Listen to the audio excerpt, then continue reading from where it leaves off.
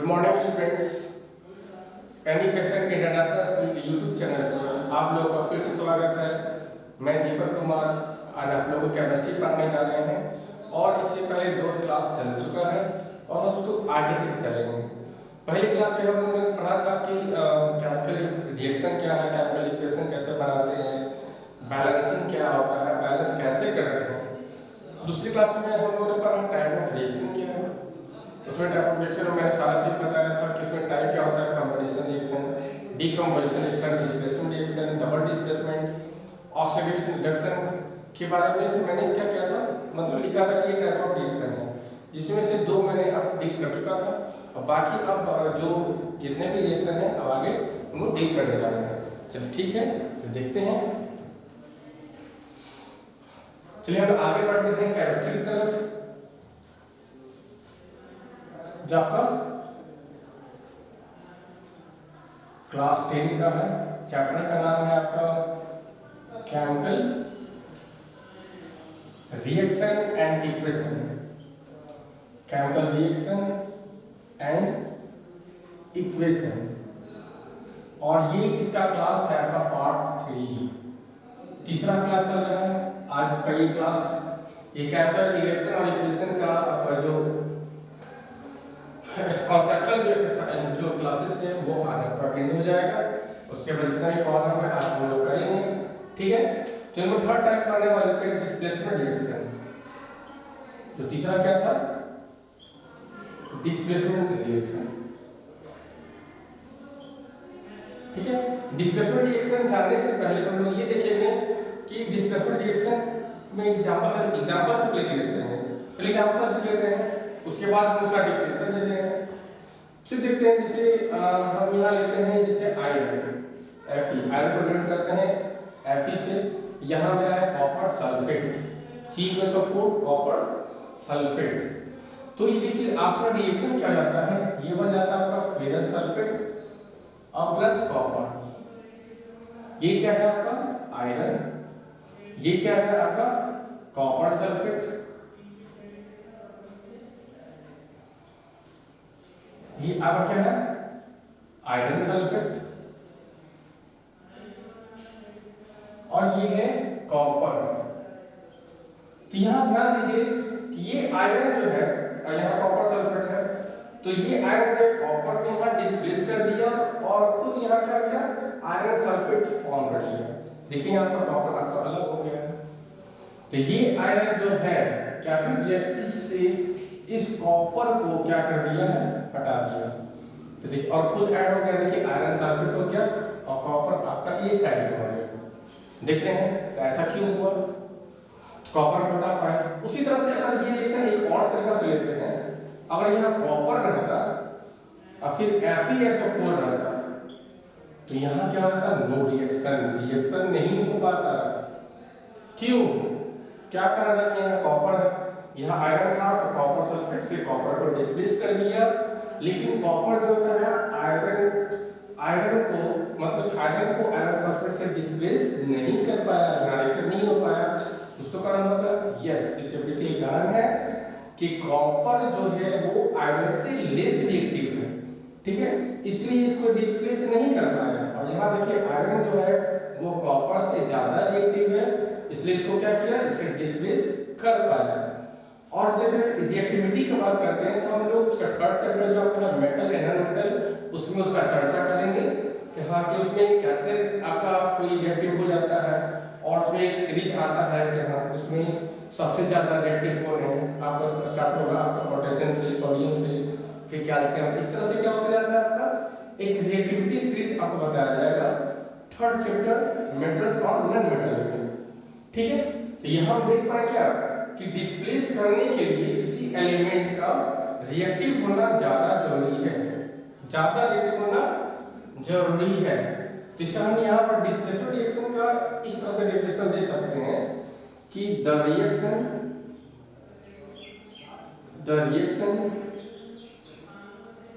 in which a higher reactive element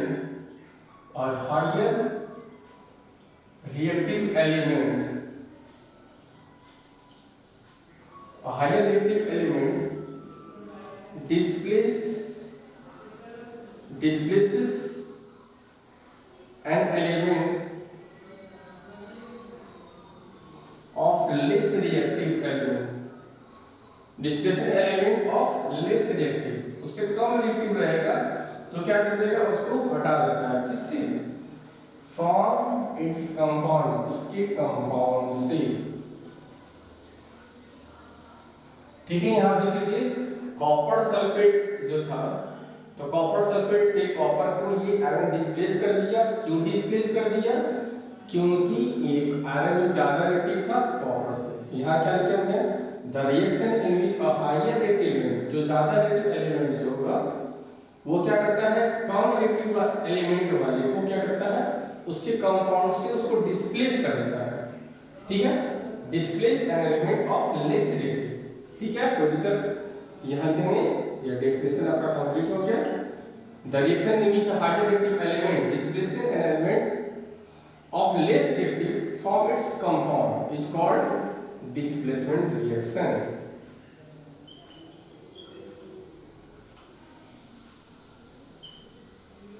चलिए ठीक समझ पाए।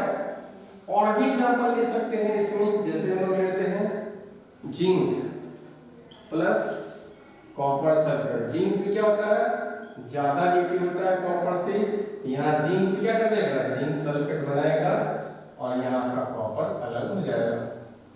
देख पा रहे हैं, ऐसे बहुत सारे आपके एग्जांपल होंगे। ठीक है, समझ गए होंगे, इसको नोट कर लीजिए और टाइम लगा तो वीडियो पॉज करके नोट कर सकते हैं। अच्छा लगे तो लाइक कीजिए, शेयर कीजिए। चलिए हम अब आगे बढ़ते हैं टाइप ऑफ रिएक्शन में, fourth type double displacement reaction की तरफ। चलिए वेरी गुड, आप समझ गए होंगे।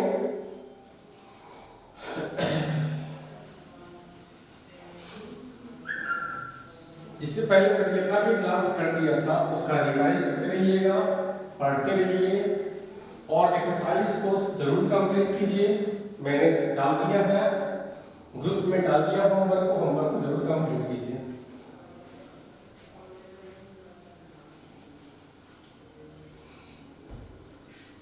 चलिए हम नोट किया जाए डबल डिस्प्लेसमेंट रिएक्शन। डबल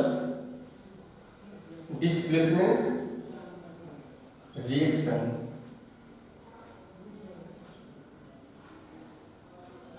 ठीक है। डबल डिस्प्लेसमेंट रिएक्शन, यहाँ डबल के नाम से क्या हो रहा है, डबल के दो बार डिस्प्लेसमेंट होगा। क्या हो रहा है, दो बार डिस्प्लेसमेंट हो रहा है। तो जिसे एक एग्जांपल को समझाते हैं कि कोई भी अगर आयनिक कंपाउंड होता है, जैसे एग्जांपल लेते हैं NaCl, तो ये फर्स्ट में क्या होता है, पॉजिटिव आयन होता है और सेकंड क्या होता है, नेगेटिव आयन होता है। आप 9th क्लास में पढ़ चुके हैं। उसी तरह से मान लेते हैं कि एक दो कंपाउंड में A B मिलाकर बना है, ठीक है, और एक दूसरा क्या CD है।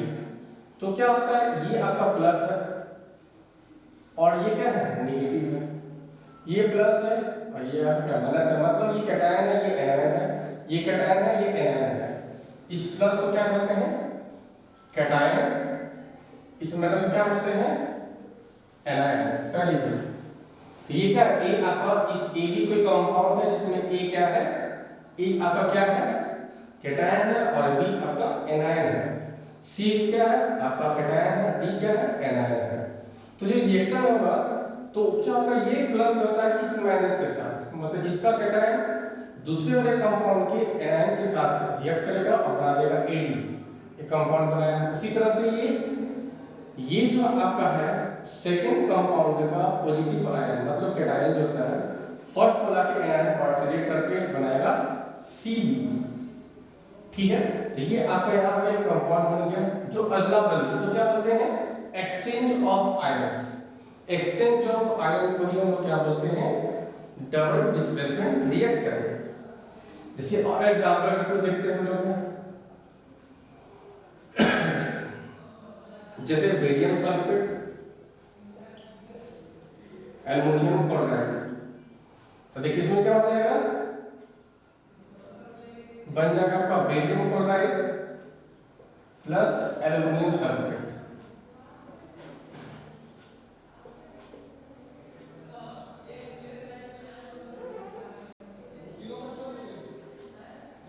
ठीक है, ये आप समझ चुके हैं, हम डालते हैं तो दिक्कत हो रहा है इससे। क्या हो गया SO3 BaSO4 आपको क्या है, barium sulphate, aluminium chloride, barium chloride और एल्युमिनियम सल्फेट। ये कैसे लिखा, किस तरह से मैंने लिखा, आप इसका चर्चा मैंने पिछली क्लास में कर लिया था। बेरियम सल्फेट, फिर ये क्या है, एल्युमिनियम क्लोराइड, और ये आपका है बेरियम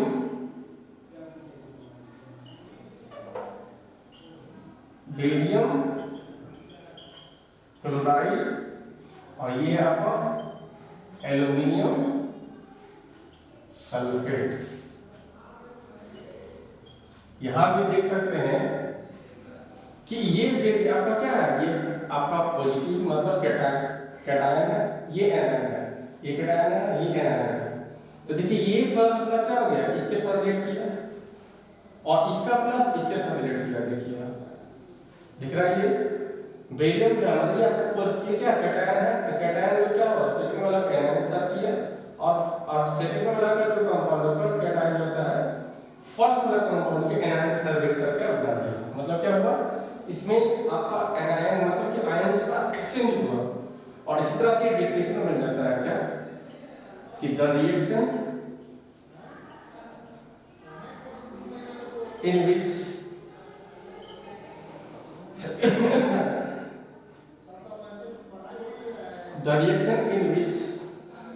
ions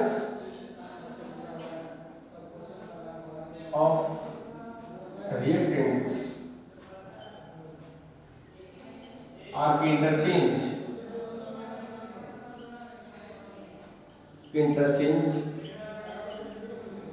मतलब ऐसा रिएक्शन क्या होता है, आयंस होता है रिएक्टेंट का, क्या करते हैं आपस में एक्सचेंज कर लेते हैं, interchange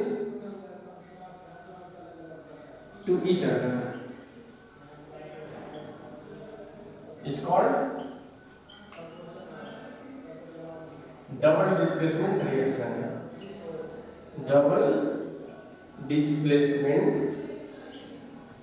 reaction, double displacement reaction.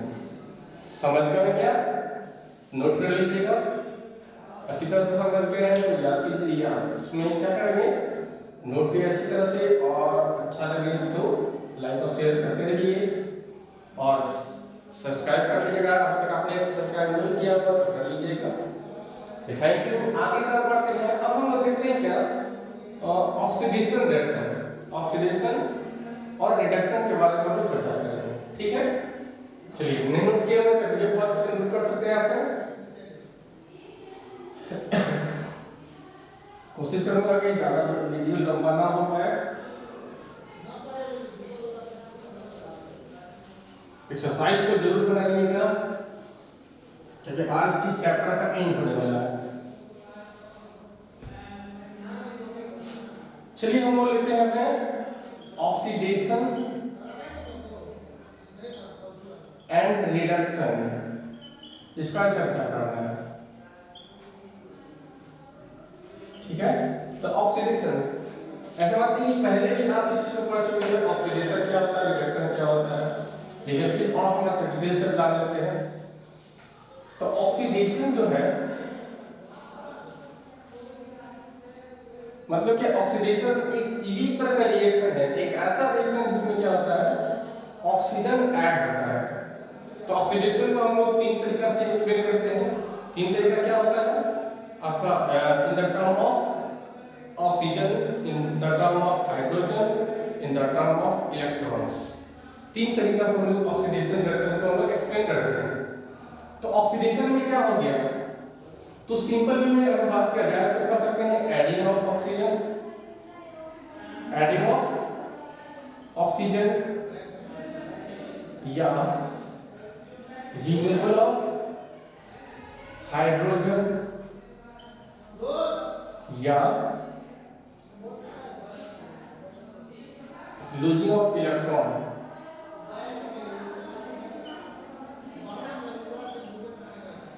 तीन तरीका से इसको क्या करते हैं, दिखाते हैं। तो उसी तरह से रिडक्शन को भी इसी तरह से जस्ट इसका अपोजिट होता है।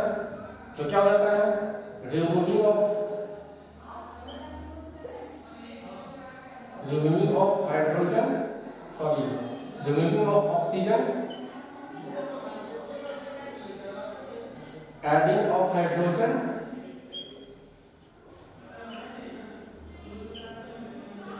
और गेनिंग ऑफ इलेक्ट्रॉन, ये आपका होता है।